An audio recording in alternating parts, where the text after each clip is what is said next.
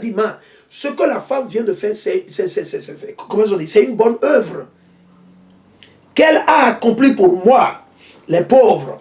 En effet, vous les aurez toujours avec vous.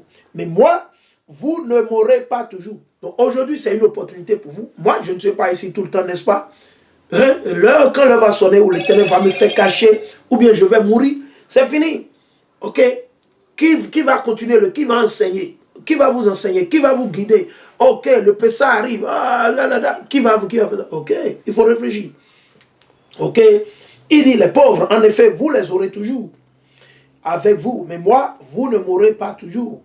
Si elle a répandu ce parfum sur mon corps, c'est pour m'ensevelir qu'elle a fait. Ah bon? Mais les disciples, ils ont failli. Ils ont même déjà déraillé en accusant, ils ont déjà péché en accusant qui? La sœur. Mais Amashek est en train de les reprimander. Amashek a dit quoi? Vous avez fait, ce qu'elle a fait, c'est une bonne œuvre. Elle vient d'ensevelir mon corps.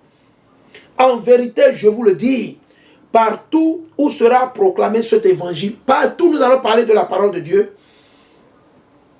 dans le monde entier, on redira aussi à sa mémoire ce qu'elle vient de faire. Ah bon? Ah bon?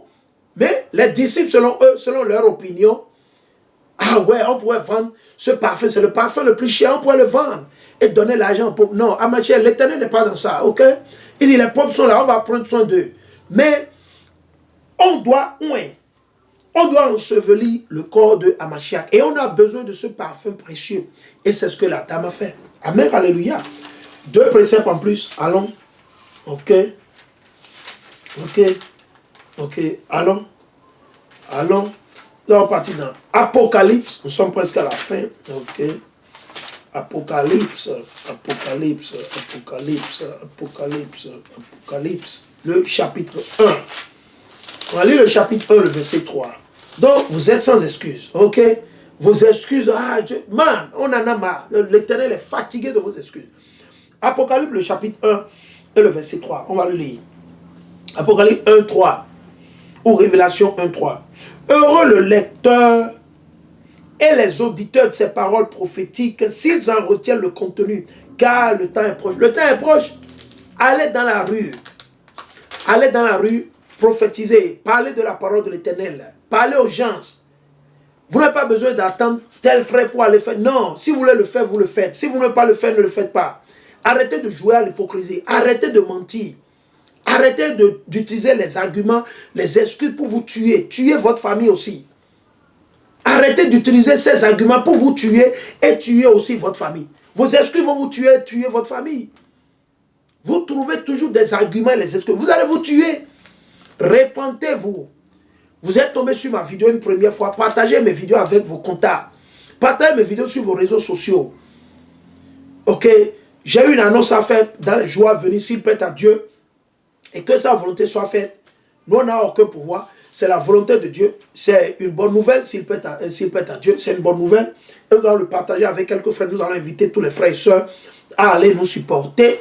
Okay, dans l'œuvre de l'Éternel. Toujours dans l'œuvre de l'Éternel. Toujours dans l'œuvre de l'Éternel Yahweh wa Yahushua. Ok. Donc on va continuer. Le dernier précepte que je vais lire pour pouvoir fermer cette leçon. Ok. Aussi dans Révélation, le chapitre 2 et le verset 10. Révélation 2, 10. Et je lis. Ne crains pas les souffrances qui t'attendent. C'est ce que Amashiach a dit. C'est ce que l'Éternel a dit. Ne crains pas les souffrances qui t'attendent. Donc certains d'entre vous avez peur. Vous ne voulez pas vous faire arrêter par le président. Vous ne voulez pas vous faire arrêter par Foya Singbe. Vous ne voulez pas vous faire arrêter par Alassane Ouattara. Vous ne voulez pas vous faire arrêter par Ado au Ghana. Vous ne voulez pas vous faire arrêter par un Patrice Talon. Vous ne voulez pas vous faire arrêter. Et vous avez peur. Non, man. Vous allez endurer les persécutions, les souffrances. Vous ne pouvez pas servir l'Éternel comme ça. Ah non. Vous devez forcément traverser les moments difficiles à cause de la parole. À moins que vous n'avez pas volé, vous n'avez pas commis l'adultère, vous n'avez pas tué, vous n'avez pas commis la corruption. Si on vous arrête à cause de la parole de Dieu, man, vous n'avez pas à vous soucier. L'Éternel va vous délivrer de la prison là où vous a mis. Vous serez délivré. Vous allez recevoir la couronne de gloire. vous allez recevoir la couronne de gloire.